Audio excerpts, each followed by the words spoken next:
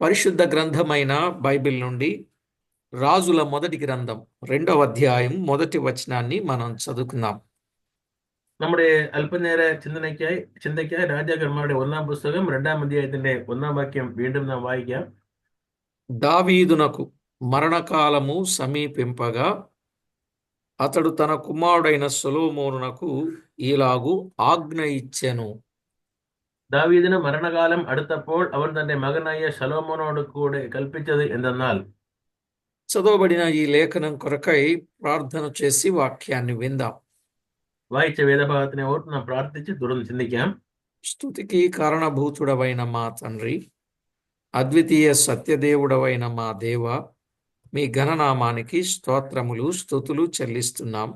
സകല സ്തുതികൾക്കും സ്തോത്രങ്ങൾക്കും പാത്രമായ ഞങ്ങളുടെ ദൈവമേ, ഞങ്ങളുടെ സ്വർഗീയ പിതാവേ, അങ്ങയുടെ വിലയേറിയ നാമത്തിൽ സ്തുതികളും സ്തോത്രങ്ങളും കൊണ്ടുവരുന്നു. చదవబడిన లేఖనాలలో నుండి మీరు తేటగా సూటిగా స్పష్టంగా మాతో మాట్లాడి మీ నామమునకే మహిమ ఆపాదించుకొనమని కోరుచు, വായിച്ച വേദഭാഗത്തിൽ നിന്നും ഞങ്ങളോട് അങ്ങേ സംസാരിച്ച് ഞങ്ങൾക്ക് ആവശ്യമായ ആലോചനകൾ നൽകണമെന്ന് ചോദിച്ചുകൊണ്ട് మా ప్రభు రక్షకుడైన యేసుక్రీస్తు నామమున వేడుచూ ఉన్నాం మా పరమ తండ్రి. ഞങ്ങളുടെ രക്ഷിതാവും കർത്താവുമായ യേശു ക്രിസ്തു നാമത്തിൽ കേൾക്കുന്ന പിതാവേ, ఆమేన్. ആമേൻ. ప్రభునందు ప్రియులారా, మనం చదువుకున్న దైవ లేఖనంలో దావీదు తన కుమారునికి ఆజ్ఞ ఇచ్చినట్లుగా మనము చూస్తున్నాం. നാം വായിച്ച വേദഭാഗത്തിൽ ദാവീദ് തന്റെ മകനായ ശലോമോനോട് കൽപ്പിക്കുന്ന ചില കാര്യങ്ങളെ നാം കാണുന്നു. ఆజ్ఞ ఇచ్చింది దేనికి? తన కుమారుని యొక్క యోగక్షేమములను కోరుకొని తన భవిష్యత్ కొరకైనటువంటి ఆజ్ఞను ఆయన వెడలిపోయే ముందు ఇచ్చినట్లుగా చూస్తున్నాం. തന്റെ മകനായ ശലോമോന് നൽകുന്ന ആലോചനകൾ അവൻ മരിക്കുന്നതിന് മുൻപേ ചെയ്യണമെന്നുള്ള കാര്യങ്ങളെ ഓർമ്മിക്കുന്നതിനായി ചെയ്യുന്നു. అలాగే దేవుడు మనకు కూడా కొన్ని ఆజ్ఞలను ఇస్తున్నాడు. ఆ ఇచ్చిన ఆజ్ఞల ప్రకారంగా మనము కూడా జీవిస్తే మన భవిష్యత్తు కూడా బాగుంటుంది. അതുപോലെ കർത്താവ് നമുക്കും ചില ആലോചനകൾ നൽകുന്നു. അതുപോലെ ജീവിച്ചാൽ നമുക്കും നന്മകളും അനുഗ്രഹങ്ങളും പ്രാപിക്കും. ఎప్పుడైతే అలాంటి శ్రేష్టమైన అనుభవానికి మన జీవితము వస్తుందో దానిని బట్టి మనము సంతోషముగా, ఆనందంగా, ప్రభువుకు మహిమకరంగా జీవించవచ్చు. എപ്പോൾ ആ കർത്താവ് നമുക്ക് ആ കാര്യങ്ങളെ പറഞ്ഞു തരുന്നു, അതിനെ അപ്പോൾ തന്നെ കേട്ട് അപ്രകാരം ചെയ്യുന്നുവെങ്കിൽ അതിൽ സന്തോഷവും നന്മകളും നമുക്ക് കിട്ടും എന്നൊരു സംശയമില്ല. కాబట్టి ప్రభునందు ప్రియులారా, దైవ లేఖనంలో వ్రాయబడిన వాస్తవిక సత్యం ప్రకారంగా మనము చేయవలసిన వారమై ఉన్నాం. അതുകൊണ്ട് പ്രിയമുള്ളവരെ, കർത്താവിന്റെ വചനത്തിൽ എഴുതപ്പെട്ടിരിക്കുന്ന കാര്യങ്ങളെ അനുസരിച്ച് അപ്രകാരം ചെയ്യേണ്ടതെന്ന് പരമപ്പെട്ടിരിക്കുന്നു. ఆయన ఇచ్చినటువంటి అవకాశం, ఆయన ఆజ్ఞను పాటించడానికి దేవుడిచ్చిన అవకాశాన్ని ప్రతి ఒక్కరం సద్వినియోగం చేసుకుని ప్రభువుకి ఎంతో మహిమ తేవలసిన వారమై ఉన్నాం. അതിനായി കർത്താവ് നമുക്ക് നൽകിയ അവസരങ്ങളെ ശരിയായി ഉപയോഗിച്ചുകൊണ്ട് അപ്രകാരം നാം അതിനെ പ്രവർത്തിക്കുവാൻ കർത്താവ് നമ്മെ സഹായിക്കട്ടെ. గనుక ప్రతి ఒక్కరూ లేఖనాలలో ఉన్న వాస్తవికతను గుర్తించి దేవునికి అనుకూలంగా జీవించగలుగుట అది ఎంతో మంచిది. അതുകൊണ്ട് നാം ഏവരും കർത്താവിന്റെ വചനത്തിൽ എഴുതപ്പെട്ടിരിക്കുന്ന സത്യങ്ങളെ ശരിയായി മനസ്സിലാക്കിക്കൊണ്ട് അങ്ങനെ ജീവിക്കുന്നത് നമുക്ക് അനുഗ്രഹം. దేవుడు ఆయా సమయాలలో భక్తులైన వారికి ఆయన ఆజ్ఞాపించినట్లుగా, ఆజ్ఞాపించిన వాటి ప్రకారంగా భక్తులు చేసినట్లుగా మనము చూస్తాం. വചനത്തിൽ വായിക്കുമ്പോൾ കർത്താവ് ചില സാഹചര്യങ്ങളിൽ തന്റെ മക്കളോട് സംസാരിക്കുന്നതും പറഞ്ഞതും അവർ അതുപോലെ ചെയ്തതിനെ കുറിച്ച് നമുക്ക് വായിക്കുന്നു. చూడండి, ఆదికాండం 7వ అధ్యాయం 5వ వచనంలో మనము చూచినప్పుడు ഉൽപ്പത്തി പുസ്തകം 7-ാം അധ്യായത്തിന്റെ 5-ാം വാക്യത്തിൽ വായിക്കുമ്പോൾ, తనకు యెహోవా ఆజ్ఞాపించిన ప్రకారం నోవాహు యావత్తూ చేసెను అని వ్రాయబడింది. യഹോവ തന്നോട് കൽപ്പിച്ചതൊക്കെയും നോഹ ചെയ്തു. అలాగే 6వ అధ్యాయం 22వ వచనం, నోవాహు అట్లు చేసెను, దేవుడు అతనికి ఆజ్ఞాపించిన ప్రకారం యావత్తూ చేసెను అని వ్రాయబడింది. 6-ാം അധ്യായത്തിന്റെ 22-ാം വാക്യത്തിൽ വായിക്കുമ്പോൾ ദൈവം തന്നോട് കൽപ്പിച്ചതൊക്കെയും നോഹ ചെയ്തു, അങ്ങനെ തന്നെ അവൻ ചെയ്തു. నోవాహుకు దేవుడు ఏదైతే ఆజ్ఞాపించాడో ఆజ్ఞాపించినది యావత్తూ కూడా ఆయన చేసినట్లు మనము చూస్తున్నాం. കർത്താവ് നോഹയോട് കൂടെ എന്തൊക്കെ പറഞ്ഞോ അതെല്ലാം അങ്ങനെ തന്നെ അവൻ ചെയ്തു എന്നുള്ള കാര്യം നമ്മുടെ കാണുന്നു. ఆయన ఆజ్ఞాపించింది ఏమిటి అని అన్నప్పుడు, నీ కొరకు వాడను చేసుకొనుము అన్నాడు 14వ వచనంలో. കർത്താവ് പറഞ്ഞ കാര്യം എന്തെന്ന് വെച്ചാൽ 14-ാം വാക്യത്തിൽ വായിക്കുമ്പോൾ നീ ഒരു ഒരു പെട്ടകം ഉണ്ടാക്കുക എന്ന് പറഞ്ഞു. నీ కొరకు వాడను చేసుకో అని అన్నప్పుడు నిజంగా ఆ వాడను చేసుకున్నాడు. ఆ 18వ వచనం చివరిలో ఆ వాడలో ప్రవేశించాడు. കർത്താവ് പറഞ്ഞതുപോലെ പെട്ടകം ഉണ്ടാക്കുവാൻ പറഞ്ഞു, പെട്ടകം ഉണ്ടാക്കി. അതുപോലെ അതിൽ കയറുവാൻ പറഞ്ഞു, അവർ അതിൽ കടന്നു. ఎవరెవరు ప్రవేశించాలో 7వ అధ్యాయం 1వ వచనంలో చెప్పాడు. ആരെല്ലാം അതിന്റെ അകത്തിൽ കയറി എന്നുള്ള കാര്യം 7-ാം അധ്യായത്തിന്റെ 1-ാം വാക്യം വായിക്കുമ്പോൾ കാണുന്നു. యెహోవా ఈ తరము వారిలో నీవే నా ఎదుట నీతిమంతుడవై ఉండుట చూచితిని గనుక నీవును నీ ఇంటి వారును వాడలో ప్రవేశించుడి అని చెప్పగా వాడలో ప్రవేశించినట్లు మనము చూస్తాం. നീയും നിന്റെ കുടുംബത്തിലുള്ള ഏവരും പ്രവേശിക്കുക, പെട്ടകത്തിൽ പ്രവേശിക്കുക എന്ന് പറഞ്ഞതുപോലെ അവർ എല്ലാവരും പ്രവേശിച്ചു. 7వ వచనంలో అప్పుడు నోవాహు అతనితో కూడా అతని కుమారులను అతని భార్యయు అతని కోడండ్రును ఆ ప్రవాహ జలములను తప్పించుకొనుటకై ఆ వాడలో ప్రవేశించిరి అని వ్రాయబడింది. 7-ാം വാക്യത്തിൽ പ്രവേശിച്ചവരെ കുറിച്ച് വായിക്കുന്നു. നോഹയും പുത്രന്മാരും അവന്റെ Brother, അയില്ല. ഭാര്യയും പുത്രന്മാരുടെ ഭാര്യമാരും എല്ലാവരും അവർ പ്രവേശിച്ചതെ കുറിച്ച് നാം കാണുന്നു.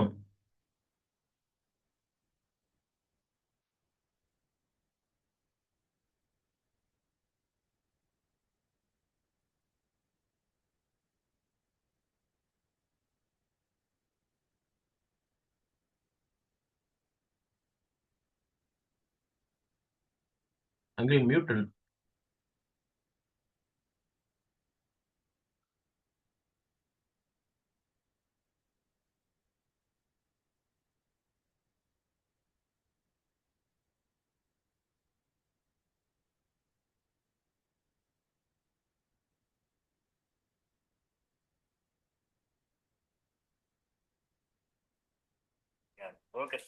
ప్రభునందు ప్రియులారా, దేవుడు ఏదైతే నోవాహుకు చెప్పాడో నోవాహు చెప్పిన ప్రకారంగా వాడను సిద్ధం చేశాడు. ఆ వాడలో తను తన కుటుంబీకులు ప్రవేశించారు. ఎందుకంటే ఆ తరములో నోవాహు మాత్రమే నీతిమంతుడుగా ఉండినట్లుగా మనము చూస్తాం. കർത്താവ് നോവാവോട് എന്തെല്ലാം കൽപ്പിച്ചോ അതെല്ലാം നോഹ അതുപോലെ ചെയ്തു. കാരണം ആ നാളുകളിൽ ജീവിച്ച ജനങ്ങൾ മധ്യത്തിൽ നീതിമാനായി കാണപ്പെട്ടത് നോഹ മാത്രം എന്ന് നാം വായിക്കുന്നു. అలాగుననే 16వ వచనంలో కూడా 7వ అధ్యాయం 16వ వచనంలో ప్రవేశించినవన్నీ దేవుడు అతనికి ఆజ్ఞాపించిన ప్రకారం సమస్త శరీరులలో మగదియు ఆడుదయు ప్రవేశించెను. అప్పుడు యెహోవా వాడలో అతని మూసివేసెను అని వ్రాయబడింది. അവിടെ 16-ാം വാക്യത്തിൽ വായിക്കുമ്പോൾ കർത്താവ് കൽപ്പിച്ചതുപോലെ എല്ലാരും പെട്ടകത്തിനകത്ത് കടന്നു, യഹോവ വാതിൽ അടച്ചു എന്ന് വായിക്കുന്നു. ఏమంటే ఈ జీవరాశులన్నీ కూడా మగది ఆడుది అన్నాడు. ఇది నోవాహు ఎక్కడెక్కడికి వెళ్ళి వీటన్నిటిని పట్టుకున్నాడు? ఎక్కడికి వెళ్ళి పట్టుకోలే. దేవుడు ఆజ్ఞాపించగానే మగది ఆడది రెండూ కలిసి వచ్చి లోపలికి వచ్చేసాయి. ఎంత గొప్ప సంగతి! നോവ ഈ ആണും പെണ്ണുമായി ജീവജന്തുക്കൾ അകത്ത് പ്രവേശിക്കുന്നതിനായി ഏതൊരു കാര്യം ചെയ്തില്ല. കർത്താവ് കൽപ്പിച്ചു, అప్రకారం అది അങ്ങനെ പെട്ടകത്തിനകത്ത് കയറി. ఇక్కడ మనము చూచినట్లయితే ప్రియులారా, ఆజ్ఞాపించిన ప్రకారం అనే మాటలు 6వ అధ్యాయం ఆఖరి వచనములో, 7వ అధ్యాయం 5వ వచనములో, అలాగుననే 7వ అధ్యాయం 16వ వచనంలో మనము చూస్తున్నాం. ഈ കൽപ്പിച്ചു എന്നുള്ള വാക്ക് 6-ാം അധ്യായത്തിന്റെ 22-ാം വാക്യം, 7-ാം അധ്യായം 5-ാം വാക്യം, അതുപോലെ 7-ാം അധ്യായത്തിന്റെ 16-ാം വാക്യത്തിലെല്ലാം ആ വാക്ക് നാം കാണുന്നു. ప్రియులారా, ఇవన్నీ వీరంతా తప్పించబడ్డారు, కాపాడబడ్డారు, ఆదుకొనబడ్డారు, రక్షించబడ్డారు. ఆ తరువాత వెలుపలికి వచ్చి ఫలించారు, అభివృద్ధి పొందారు అనేది మనము చూస్తున్నాం. കർത്താവ് കൽപ്പിച്ചതുപോലെ അകത്ത് വന്നത് മാത്രമല്ല പുറത്തു പോയ ശേഷവും കർത്താവ് കൽപ്പിച്ചതുപോലെ തന്നെ അതിന്റെ ജീവിത നാളുകളിൽ അത് അഭിവൃദ്ധി ഉണ്ടായി പെരുകിയതെ കുറിച്ച് നാം വചനത്തിൽ വായിക്കുന്നു. నిజమే, ఎప్పుడైతే ఆజ్ఞాపించిన వాటన్నిటి ప్రకారంగా మనము చేస్తామో, ఆ ఆజ్ఞాపించిన ప్రకారంగా చేసే వారికి విషయములో తప్పకుండా దేవుడు అభివృద్ధిని అనేది తప్పకుండా ఇస్తాడు అనడానికి ప్రత్యక్ష సాక్ష్యం నోవాహు ఫ్యామిలీ. കർത്താവ് കൽപ്പിച്ചതുപോലെ നാം ചെയ്യണം എന്നുള്ളതും കർത്താവ് കൽപ്പിച്ചതുപോലെ ചെയ്താൽ അതിൽ നിന്ന് നമുക്ക് നന്മകൾ പ്രാപിക്കും എന്നുള്ള കാര്യത്തിനും നോഹാവും കുടുംബവും നമുക്കൊരു പ്രത്യക്ഷമായ സാക്ഷിയായിരിക്കുന്നു. ఆజ్ఞాపించిన ప్రకారంగా చేశారు గనుకనే ఆయుష్ కాపాడబడింది, దీర్ఘాయుష్మంతులయ్యారు. ఆజ్ఞాపించిన ప్రకారంగా చేయలేదు గనుకనే అర్ధాంతరంగా చనిపోయారు వాళ్ళు. കർത്താവ് പറഞ്ഞതുപോലെ ചെയ്തത് മുഖാന്തരം ദീർഘായുസുള്ളവരായി അവർ ജീവിച്ചു. ചെയ്തില്ലായിരുന്നെങ്കിൽ പാതി വയസ്സിൽ തന്നെ അവരുടെ മരണം സംഭവിക്കുമായിരുന്നു. కనుక ఎప్పుడైనా మన జీవితంలో దేవుని ఆజ్ఞ ప్రకారంగా చేయాలి. దావీదు సొలొమోనుకు చెప్పాడు, ఆజ్ఞాపించాడు. దేవుడేమో మనకు ఆజ్ఞాపిస్తున్నాడు. ദാവീദ് ശലോമോനോട് പറയുന്നു, അതുപോലെ കർത്താവ് നമ്മളോടും പല കാര്യങ്ങൾ പറഞ്ഞ് നമ്മെ കൽപ്പിക്കുന്നു. అలాగునని ఆదికాండం 26వ అధ్యాయం 5వ వచనంలో మరొక వ్యక్తిని మనము గమనించవచ్చు. മാത്രമല്ല ഉൽപ്പത്തി പുസ്തകം തന്നെ 26-ാം അധ്യായത്തിന്റെ 5-ാം വാക്യത്തിൽ വേറൊരു മനുഷ്യനെ കുറിച്ച് അവിടെ നാം കാണുന്നു. ఏలయనగా అబ్రహాము నా మాట విని నేను విధించిన దాని, నా ఆజ్ఞలను, నా కట్టడలను, నా నియమములను గైకొనెనని చెప్పెను. 4-ഉം 5-ഉം വാക്യം. 4-ാം വാക്യത്തിൽ നാം മലയാളത്തിൽ വായിക്കുന്നു, അബ്രഹാം എന്റെ വാക്കുകൾക്ക് അനുസരിച്ച് എന്റെ കൽപ്പനകളെ പ്രമാണിച്ചത് മുഖാന്തരം എന്നവിടെ നാം വായിക്കുന്നു. దేవుని మాట విన్న అబ్రహాం, കർത്താവിന്റെ വാക്ക് കേട്ട അബ്രഹാം, దేవుని కట్టడలను, నియమములను, ఆజ్ఞలను గైకొనిన అబ్రహాం. അത് മാത്രമല്ല കർത്താവിന്റെ ആലോചനകളെയും പ്രമാണങ്ങളെയും పాలించవనాయ అబ్రహాం. అందువల్ల జరిగింది ఏమిటి? 24వ అధ్యాయం 1వ వచనములో అబ్రహాము అన్ని విషయములలోనూ అబ్రహామును ఆశీర్వదించెను అని వ్రాయబడింది. അങ്ങനെ ചെയ്തത് മുഖാന്തരമുള്ള നന്മ എന്തെന്ന് വെച്ചാൽ 24-ാം അധ്യായം 1-ാം വാക്യത്തിൽ അബ്രഹാമിന്റെ സകല കാര്യത്തിലും കർത്താവ് അബ്രഹാമിനെ അനുഗ്രഹിച്ചു എന്ന് വായിക്കുന്നു. ప్రియులారా, దేవుని వాక్యములో వ్రాయబడిన వాస్తవం, అన్ని విషయములలో యెహోవా అబ్రహామును ఆశీర్వదించాడు. కారణం, దేవుని ఆజ్ఞ ప్రకారంగా ఆజ్ఞాపించినది ఆయన చేశాడు కాబట్టి. കാരണം എന്ന് വെച്ചാൽ കർത്താവ് കൽപ്പിച്ച കാര്യവും കർത്താവ് കൽപ്പിച്ചതുപോലെ അബ്രഹാം എല്ലാം ചെയ്തതും തന്നെ അതിന്റെ കാരണമായിരുന്നു. కాబట్టి జీవము గల దేవుని వాక్యములో వ్రాయబడిన వాస్తవిక సత్యాన్ని ప్రతి ఒక్కరూ గుర్తించి దేవునికి ఎంతో మహిమ ఆపాదించేవారుగా ఉండాలి. അതുകൊണ്ട് ജീവനുള്ള ദൈവത്തിന്റെ വചനത്തെ കേൾക്കുന്നവരായി നാം അവനെ കൈക്കൊണ്ട് അതുപോലെ ജീവിച്ച് കർത്താവിന് മഹത്വം കൊണ്ടുവരുന്നവരായിരിക്കണം. ఈరోజు ఏ ఒక్కరైనా దేవుని ఆజ్ఞలను అనుసరించినట్లయితే తప్పనిసరిగా దేవుడు అతని పట్ల దైవ దీవెన అనుగ్రహింపజేస్తాడు. ആരെല്ലാം കർത്താവിന്റെ കൽപ്പനകളെ അതുപോലെ കൈക്കൊള്ളുന്നു അവർക്ക് വിശേഷമായ ദൈവ ఆశీర్వాదము దైవ అనుగ్రహങ്ങളും നൽകുന്നു. అలాగునని బైబిల్ గ్రంథములో ప్రియులారా, దైవ ఆజ్ఞ ప్రకారంగా చేసి ఆశీర్వదించబడిన వారు ఎంతో మంది ఉన్నట్లుగా మనము చూడగలం. இன்னும் தாராளമായ மனுஷர் வചனத்தில் வேத புஸ்தகத்தில் கர்த்தாவிന്റെ കൽപ്പനകളെ കേട്ട് അതുപോലെ പ്രമാണിച്ചവരെ കുറിച്ച് നാം കാണുന്നു. ఇక మీరు ఆలోచన చేయండి, ఎంతో మంది బైబిల్ గ్రంథంలో చాలా మంది ఉన్నారు. വചനത്തിൽ ഇന്ന് എത്രയോ പേർ വിശുദ്ധ വേദപുസ്തകത്തിൽ ഉണ്ട് എന്നുള്ളത് നാം കാണുന്നു. నిర్గమాకాండములో 7వ అధ్యాయం 6వ వచనాన్ని మనము చదివినా ആവർത്തന പുസ്തകം 7-ാം അധ്യായത്തിന്റെ 6-ാം വാക്യം വായിക്കുമ്പോൾ మోషే అహరోనులు తమకు ఆజ్ఞాపించినట్లు చేసిరి, అలాగుననే చేసిరి. പുറപ്പാട് പുസ്തകം 7-ാം അധ്യായം 6-ാം വാക്യത്തിൽ വായിക്കുമ്പോൾ മോശയും അഹരോനും യഹോവ തങ്ങളോട് കൽപ്പിച്ചതുപോലെ ചെയ്തു, അവർ അങ്ങനെ തന്നെ ചെയ്തു. ప్రియులారా, మోషే అహరోనులు యెహోవా తమకు ఆజ్ఞాపించినట్లు చేసిరి, అలాగుననే చేసిరి. ഇവർ രണ്ടുപേരും മോശയും അഹരോനും യഹോവ തങ്ങളോട് കൽപ്പിച്ചതുപോലെ തന്നെ ചെയ്യുന്നു. అలా చేయటం మూలాన ప్రియులారా ఏం జరిగింది అని అన్నప్పుడు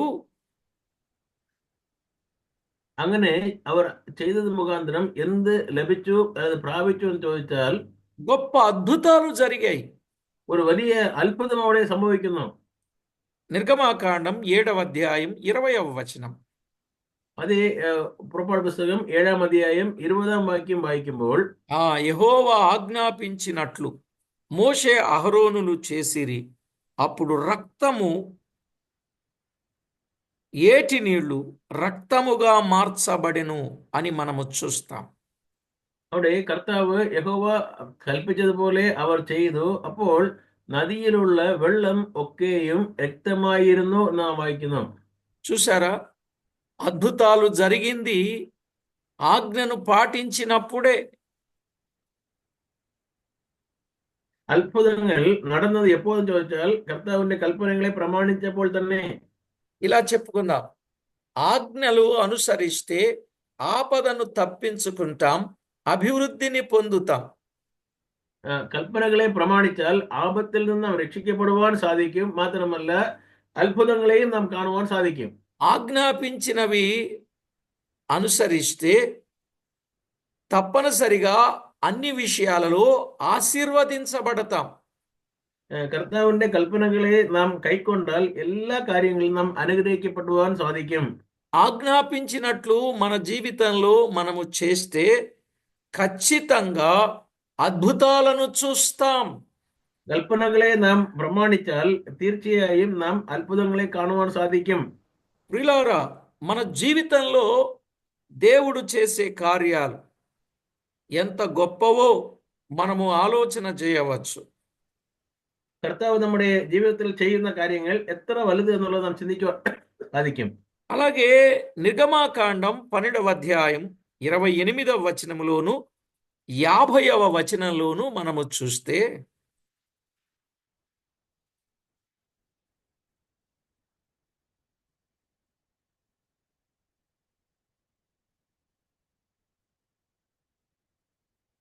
నిర్గమాకాండం 12వ అధ్యాయం 28వ వచనం, പുറപ്പാട് പുസ്തകം 12-ാം അധ്യായം 28-ാം വാക്യം 50-ാം വാക്യം, అలాగే 50వ వచనం. 50-ാമത്തെ വാക്യവും കൂടെ అక్కడ యెహోవా మోషే అహరోనులకు ఆజ్ఞాపించినట్లు చేసిరి, అప్పుడు ఇశ్రాయేలీలందరూ అలాగు చేసిరి అనే మాట చూస్తున్నాం. ഇസ്രായേൽ മക്കൾ പോയി അങ്ങനെ തന്നെ ചെയ്തു, യഹോവ മോശയോടും അഹരോനോടും കൽപ്പിച്ചതുപോലെ തന്നെ അവർ ചെയ്തു. ఎప్పుడైతే అలాగున చేశారో ప్రియులారా, ఆనాడే ఐగుప్తు దేశము నుండి వారు తప్పించబడ్డారు, విడిపింపబడ్డారు, కాపాడబడ్డారు అని మనం గుర్తు చేసుకోవచ్చు. എപ്പോൾ അവർ അതുപോലെ ചെയ്തോ അന്ന് തന്നെ അവർ ഈജിപ്തിൽ നിന്ന് അവർ മിസ്രൈമിൽ നിന്നും വിടുതൽ പ്രാപിച്ചവരായി കടന്നു പോകുവാൻ സാധിച്ചു. నిజమే, ఆయన ఆజ్ఞాపించినట్లుగా చేస్తే ఇదిగోండి కర్తావిന്റെ మరణము నుండి తప్పించబడినట్లుగా, శత్రువు చేతిలో నుండి విడిపింపబడినట్లుగా మనము చూడవచ్చు. കർത്താവിന്റെ കൽപ്പന പ്രകാരം ചെയ്തത് മാത്രം ശത്രുവിന്റെ കയ്യിൽ നിന്നും ശത്രുവിന്റെ പിടിയിൽ നിന്നും അവർ വിടുതല പ്രാപിച്ചവരായി കടന്നു പോകാൻ സാധിച്ചു.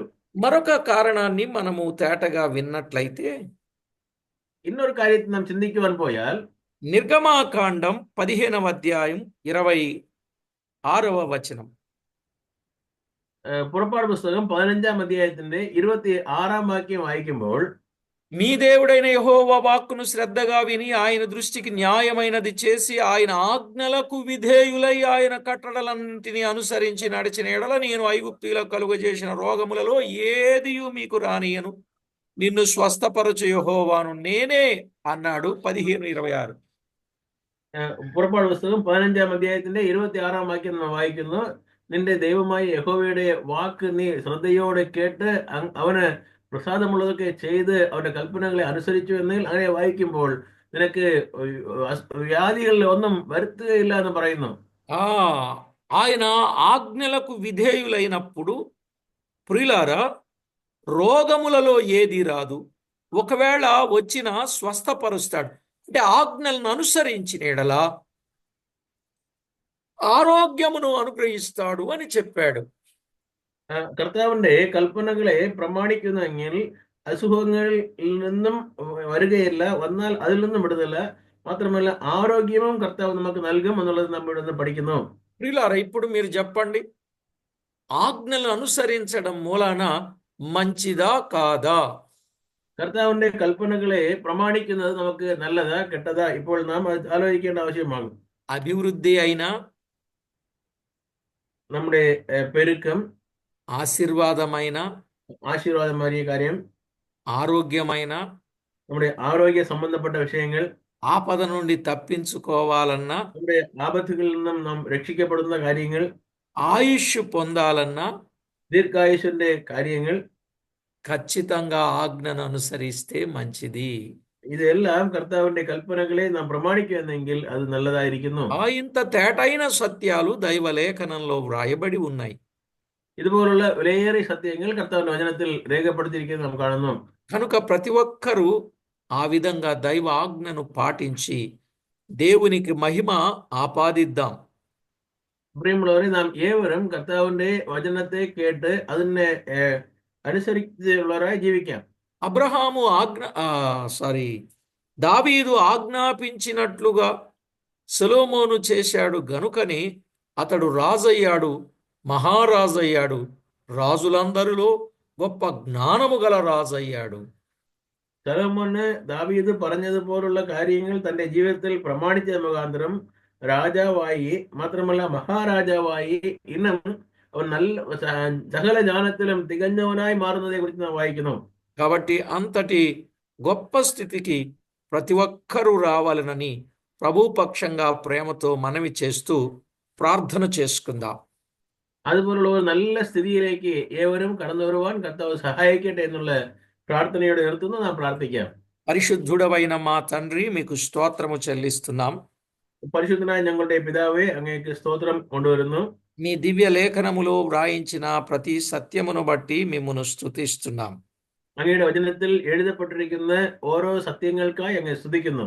అన్ని విషయాలలో ఎల్లవేళలా మీకు మేము మహిమ తేగలుగునట్లు మా ప్రాణాత్మ దేహములను మీరు సిద్ధపరుస్తున్నందుకు స్తుతిస్తున్నాం. എല്ലാ കാര്യങ്ങളിലും അങ്ങേക്ക് മഹത്വം കൊണ്ടുവരുന്നതിനായി ഞങ്ങളുടെ ആത്മാവും ശരീരം ജീവനെയും സമർപ്പിക്കുന്നതിനായി ഞങ്ങൾ സ്തോത്രം ചെയ്യുന്നു.